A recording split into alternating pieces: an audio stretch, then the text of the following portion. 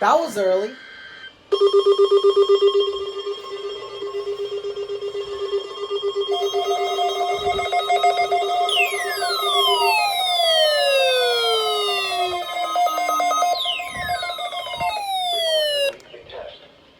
The preceding signal was a test of the NOAA radio public warning system. Specially built receivers are activated by the signal to warn of severe weather or other hazards. Tests are normally conducted each Wednesday between 11 a.m. and noon, and again between 6 and 8 p.m. If severe weather is expected on Wednesday, the test will be postponed until the next day, weather permitting. Russ, Melbourne, just tone the RWT. Oh yeah. Melbourne's really reliable.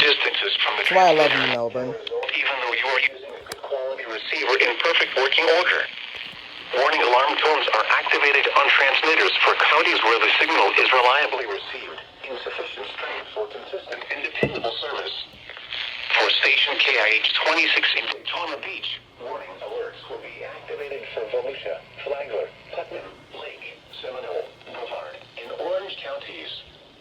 For station KIH63 in Orlando, warning alerts will be activated for Brevard, Lake, Orange, Osceola, Polk, Seminole, and Volusia counties.